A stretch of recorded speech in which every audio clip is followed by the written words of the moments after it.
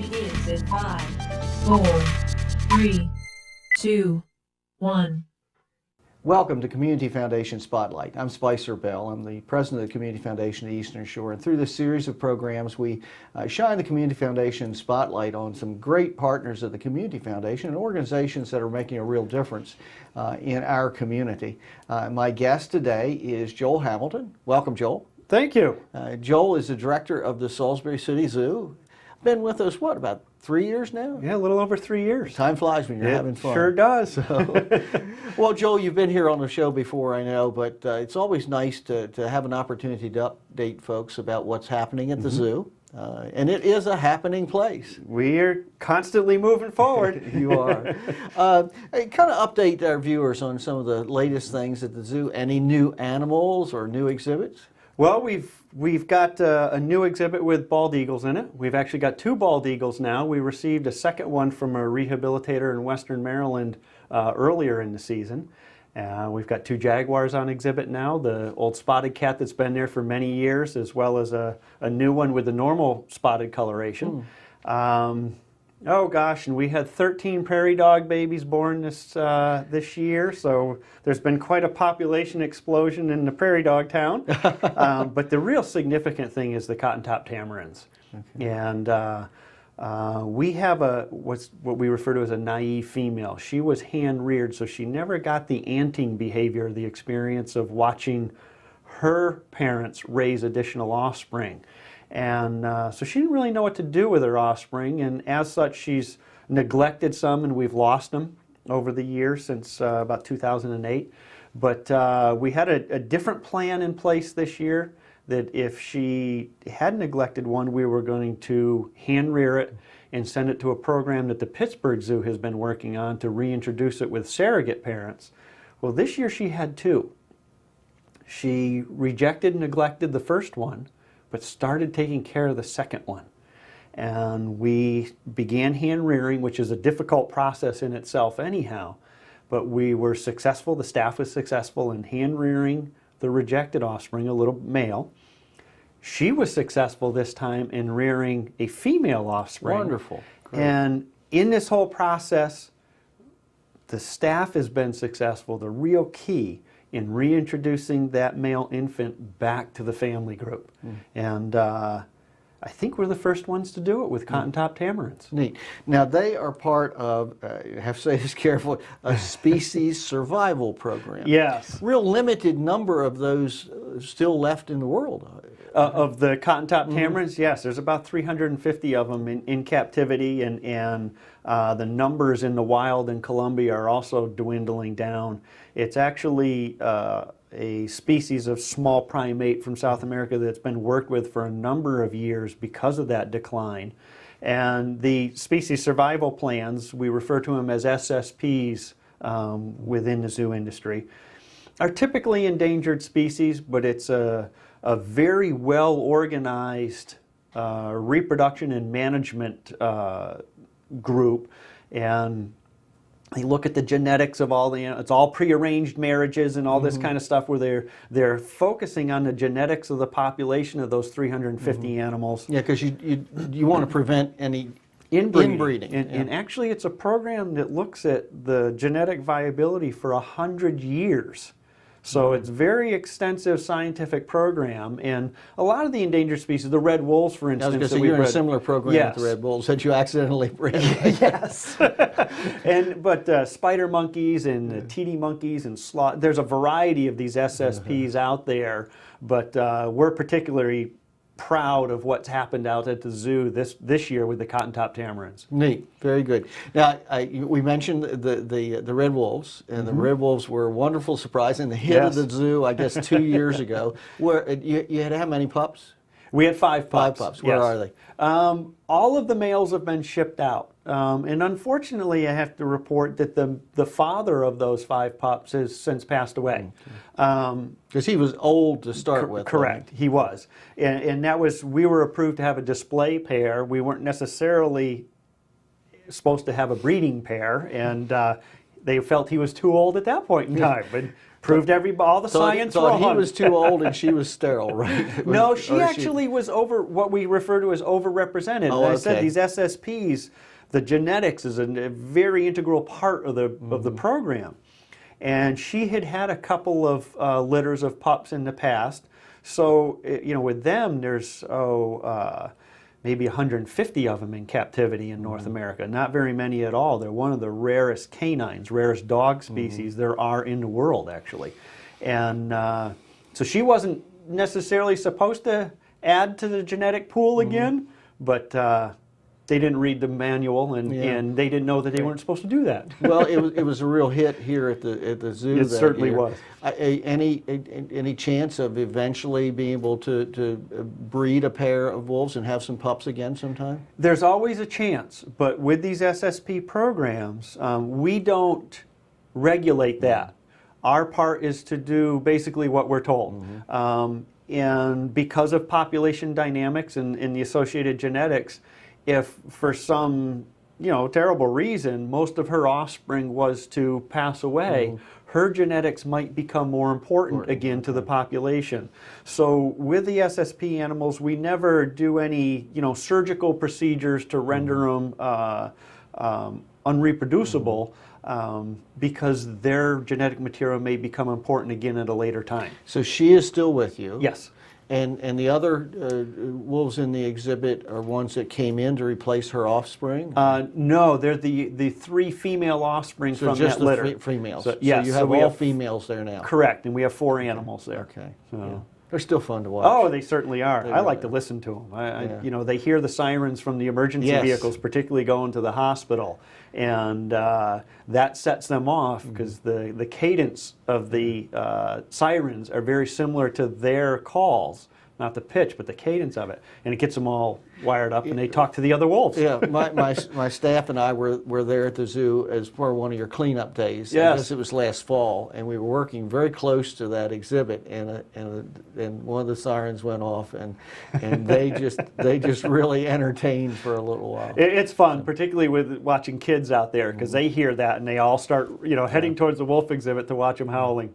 But when we're hearing that howl and we're watching those wolves were indigenous to this area at one time. At one point in time, yeah. Captain John Smith in his travels wrote about large dogs that they saw out in the wild, and it's assumed that it was probably red wolves.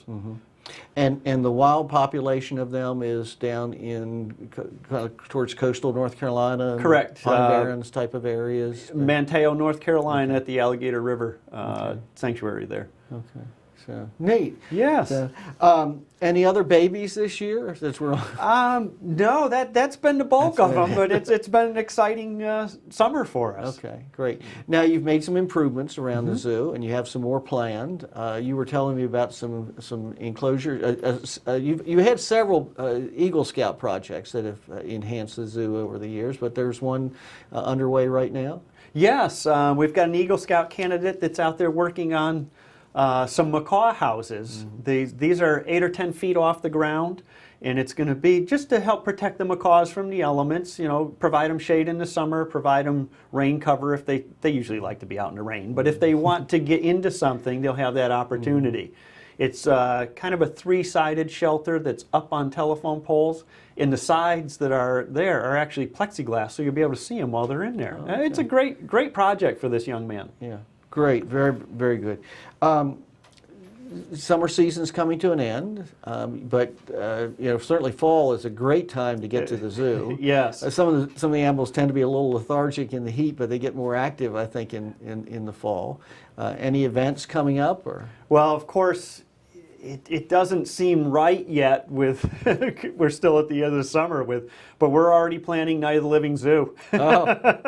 And as you well know, that's a big event for us out at the zoo with a lot of people coming and it's the proceeds help support the educational programs and support conservation programs both locally as well as around throughout the Americas with species that we house at the zoo. So great event coming up in October, the first weekend of October, 7th and 8th, and 6 to 9 p.m.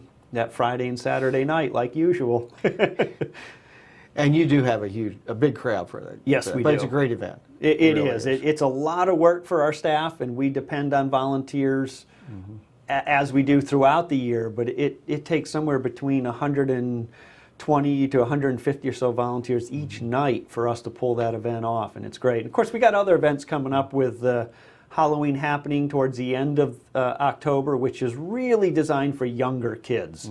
And then our workshops start up. We've got another Bunk with the Beast coming up in the early part of September. And Bunk with a Beast. Bunk with the Beast, yes. It actually, we tried it last year and it was a big hit, and actually it's been sold out. But people come, a limited number of families come, but you pitch a tent and camp overnight at the zoo. Okay. And there's, the educational staff has night hikes through the zoo to talk about what the animals do at night and other nocturnal species. And we do a wide variety of things. We have a very educational program, and lights out at 10 o'clock, and you get up in the morning, take another walk in the zoo to see the animals waking up, and it's been a great event. Great. So, now, we were talking about the babies. On the other end of the scale, how's Poopsie? Poopsie's doing very well. And for somebody who's a new viewer, tell our viewers who Poopsie Well, is. Poopsie's our beloved female Andean bear. She turned 37 in December. And so that makes her 37 in 8 months now. She is the oldest Andean bear in captivity in the world. And she is the oldest Andean bear that we can find on record ever. So she gets around slow. She's old. Sort of everybody always wants to equate in human years. Their average lifespan's 25 to 28 years. So she's almost 50% beyond. She's well over the normal. 100 in It's just human 125 or so, Yeah. if for one of us, it's amazing. She's a pretty neat animal. Well, it's a tribute to the zoo and your staff that you've been able to care for her. Now, she was a challenge. I think she had some dental work done a couple of years ago. Yeah, that was the male that had the dental work done a couple of years ago. But that was a challenge to do that surgical procedure, and now we're underway building an animal health clinic. So I was trying to do a little segue there. So because that's the next big project at the zoo. Yes, and you and I have talked about the Renew the Zoo capital campaign before, trying to raise $3 million. We hope to finalize that whole campaign by the end of 2011. And the first big project that campaign's going to fund is this animal health clinic. And our current health facility is, probably not even as big as this studio, but we're in the process, and the real construction has just started this week, and to build a health facility that's about 4,300 square feet, that probably 60% of that's quarantine space, but it'll have a very nice versatile room for treatment and surgical procedures, and then a variety of support rooms to go along with that. So we're really looking forward to that coming online, and it's going to help us be much more efficient with our medical programs and procedures. Okay, I want to follow up on that, but I want to remind our viewers that you're watching Pac14, and this is Community Foundation Spotlight. I'm Spicer Bell. I'm the president of Community Foundation, and my guest today is Joel Hamelton, and we're getting an update on what's happening at the Salisbury City Zoo. If you haven't been to the zoo lately, pay it a visit. It's a great way to spend some time. If you have guests or visitors here in town, take them over and show off one of the great assets of Salisbury, Joel. The animal health facility, you referred to quarantine, and I know quarantine is very important for the zoo, particularly as you're bringing new animals in. Explain to our viewers how that works and why it's important. You can't just bring an animal in and... No, we don't do that, and a lot of people don't understand why they can't drop off animals at the zoo and all that. Our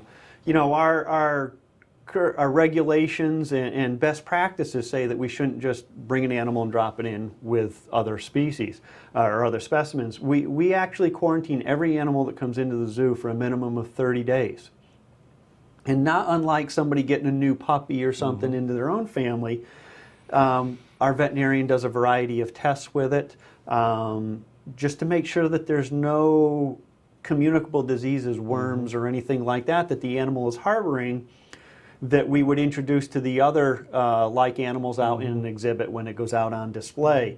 So the animals are held off by themselves, and we follow up to see if there's anything going on, and just make sure that it's settling in, give it a chance to settle in before we introduce it to others, and make sure it's eating and all that type of thing. Primates, on the other hand, actually go through a 60-day quarantine period. And all the animals that come into our collection, whether they're going out on display or being used in the education department, go through a similar quarantine period. Okay, great. So that's going to be, that new facility is going to really enhance your capacities at the zoo. But that's really just the first step in the long-range plan. After that gets online, where are the next phases of changes at the zoo we expect to see? Well, the next thing, and again, going back to that the Renew the Zoo Capital campaign, there's actually 3 projects that campaign is focusing on. The first and foremost, it's really the cornerstone sort of our future, is this clinic. The second thing we'll be working on is remodeling the Charles Morgan Visitor Center, the A-frame structure that's out at the zoo that houses our reptiles and amphibians and some of our invertebrates, the insects. That's going to be remodeled, rebuilt, so to speak, into the same kind of thing. We're going to refer to as the Morgan Environmental Center at that point in time.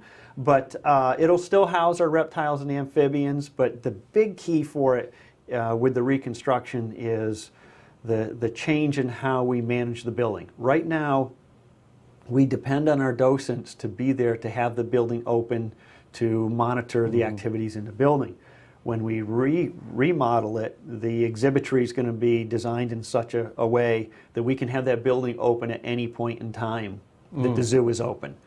We will still have a special area for the docents there, actually one inside and another area outside where the docents can present information to the public for the continued environmental education. But people will be able to come in and see the reptiles and amphibians, because the snakes are always popular with kids. They're popular with everybody. Yep. Even if they hate to see them, they don't want to miss them. You don't want to see them in your yard, but when you got those layers, I don't mind them in my yard. Those layers of glass. Yes.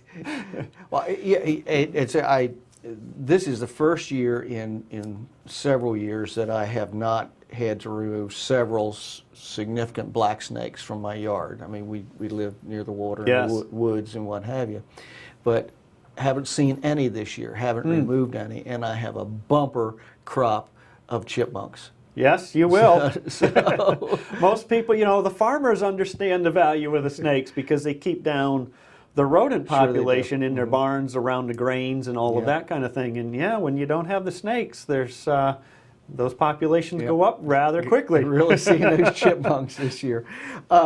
And there is still room for folks to support the Renew the Zoo campaign. Yes, there certainly is. If somebody's interested in making an investment in the future of the zoo, who do they contact? How do they go about doing that? Well, we have actually 2 websites. The zoo's primary website is salisburyzoo.org, and there are links on that to get to the second website, which is renewthezoo.com. The Delmarva Zoological Society is managing this campaign, as well as operates the Renew the Zoo website.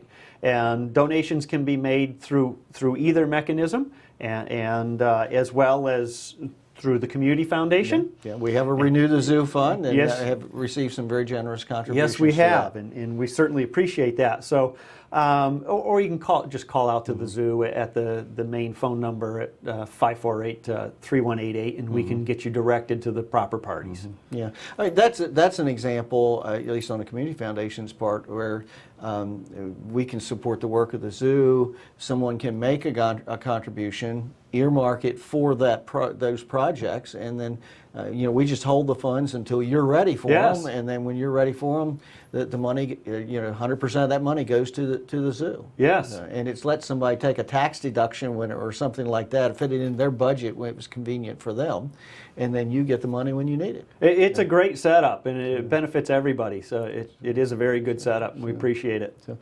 let's Let's talk about the new vehicle I've seen around the zoo.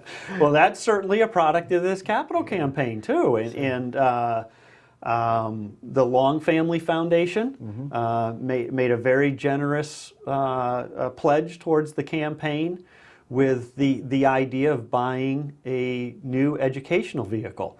And while we had a vehicle through the city, it was a very large 12-passenger van. And we were very cautious about going out to a school, for instance, and talking to these young children about the environment and showing some animals and, you know, instilling another level of respect for the environment and interest in helping the environment, and then going away in this giant vehicle. Kind of was not following our same routine.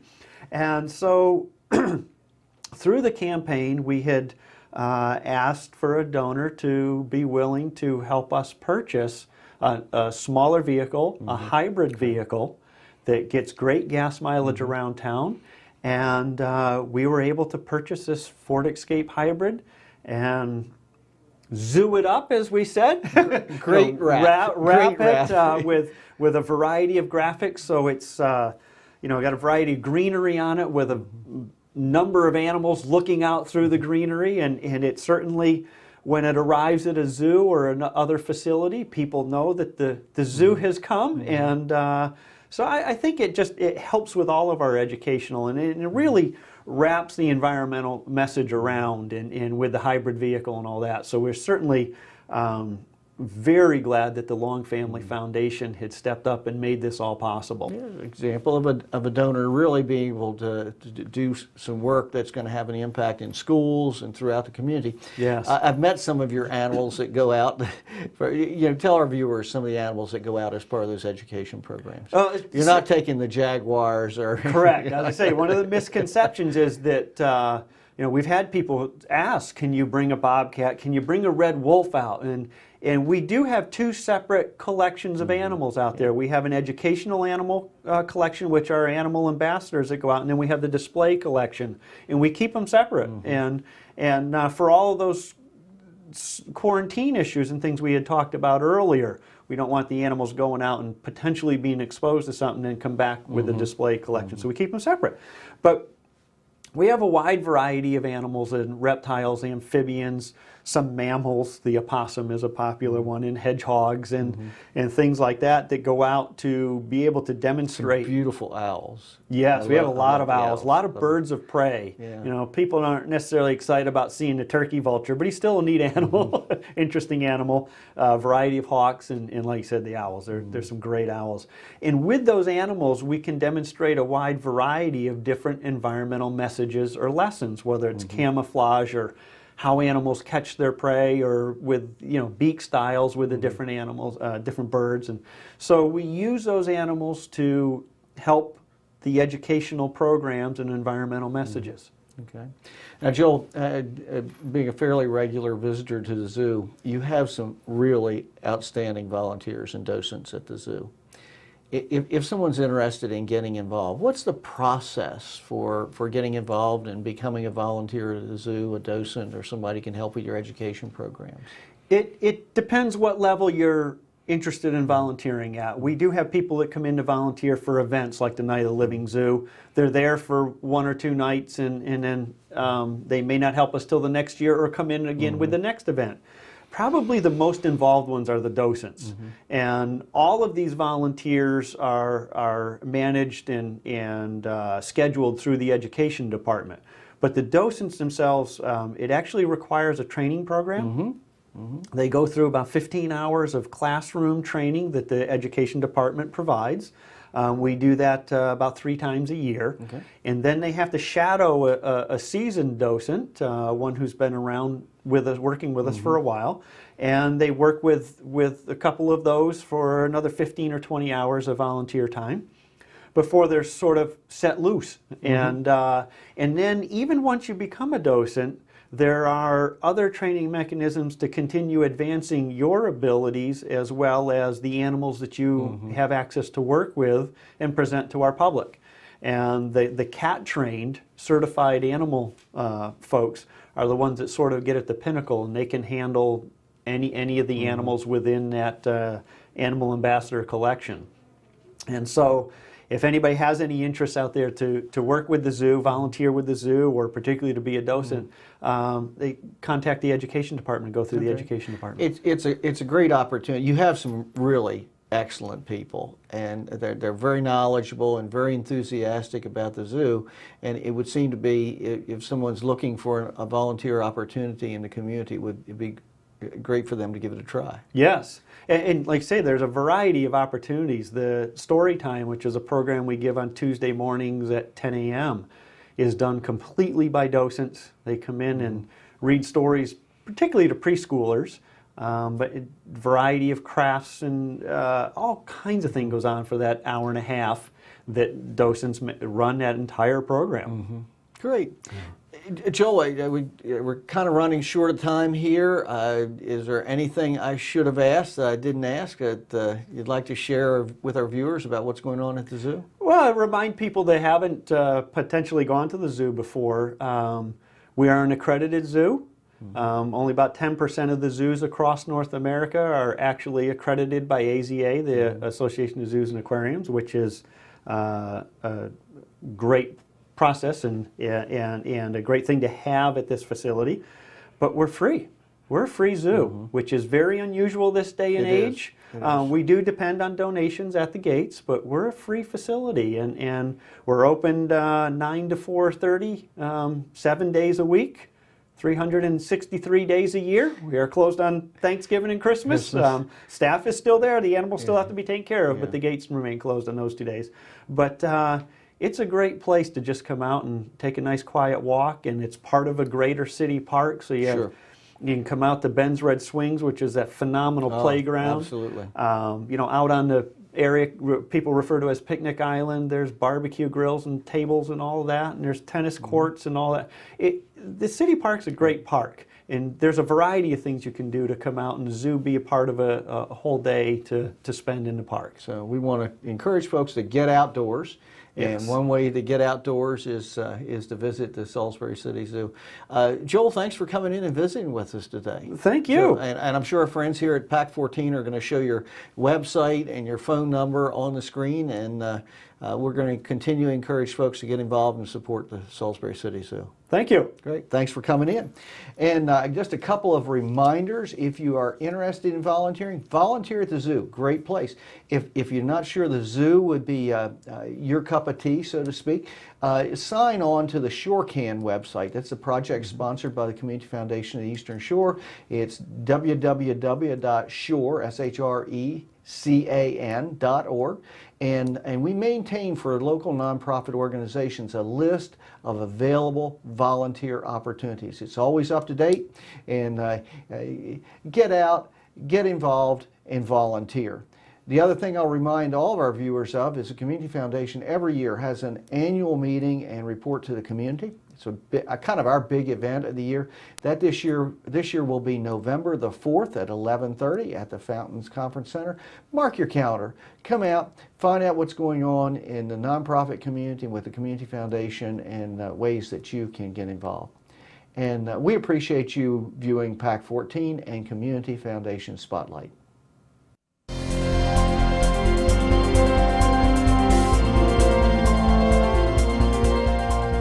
Would you like to see your community organization or nonprofit group featured on Pac14? To get started, contact us at 410-677-5014 or visit our website at www.pac14.org. Pac14 is a great way to connect with your community.